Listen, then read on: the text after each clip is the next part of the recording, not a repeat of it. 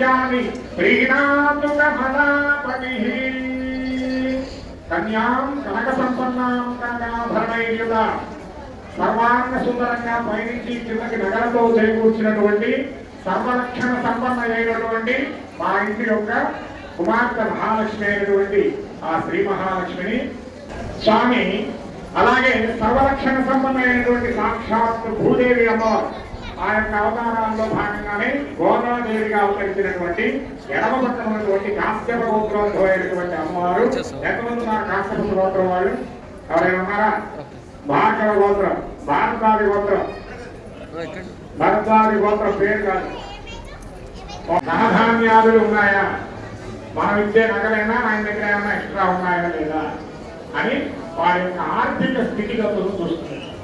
పితాశ్రుతం తండ్రి ఈ ఆర్థికమైన విషయాల కన్నా కూడా వారికి సమాజంలో ఎంత మంచి పేరు ఉన్నది అనేటువంటి విషయాల మీద దృష్టి పెడతారు.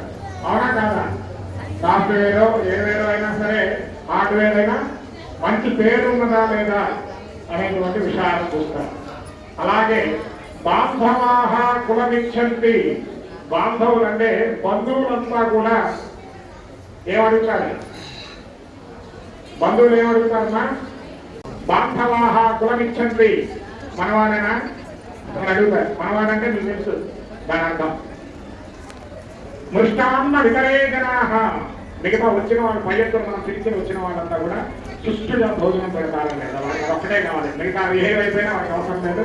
ఐస్ క్రీమ్ గులాబ్ జామ్ ఇస్తూ తింటాం, చాలా తిరిగి పెట్టుకుని తింటాం, అక్కడ బాగుంది ఇక్కడ బాగుందని వాళ్ళకి పోయి వెళ్దాం. ఇది పెళ్లిలో జరిగే సర్వసాధారణమైనటువంటి పనులు. కానీ భగవంతుడి పెళ్లి కూడా ఈ పెళ్లిని చూసి మనం చేసుకునే పెళ్లే భగవంతుడి పెళ్లి. ఈ యొక్క అమ్మవారు పదే పదే కన్యాదానం అనే అమ్మవారిని చూసి మనకి కన్నుల నేత్రోత్సవంగా కుమార్తెలైనటువంటి వారికి కన్యాదాన ఫలితం కల్పించడానికి, నామ సంకీర్తన చేయడానికి, భగవన్నామ కీర్తనకు అనుగుణంగా ఈ యొక్క కళ్యాణ మహోత్సవాలు అనునిత్యం తిరుపతి లాంటి క్షేత్రాల్లో ప్రతిరోజు కూడా కళ్యాణోత్సవం జరుగుతుంది. ఇక్కడ ఎప్పుడైనా ఇప్పుడు ఎప్పుడు జరుగుతుందని నాకు ఈ దేవాలయంలో తెలియదు. చేయడానికి రాముడు చేత కళ్యాణం జరుగుతుందా ఏం జరుగుతుంది? రామనవమి కళ్యాణం జరుగుతుంది. అది సాధారణం. నిత్య కళ్యాణం శ్రీనివాసుడు అటువంటి నిత్య కళ్యాణంలో భాగంగా 82వ కళ్యాణోత్సవంలో దిగ్విజయంగా చక్కగా ఇప్పటి వరకు మాంగళ్య ధారణ వరకు శ్రద్ధగా ఆలోచించి చూసిన మీ అందరికీ ఇంకొక పావుగంట అవుతుందని అనుకుంటున్నాను. ఇతర స్నేహకారులు నిలబడి నష్టం లేదు కానీ మాట్లాడండి. జై రమణ గోవింద.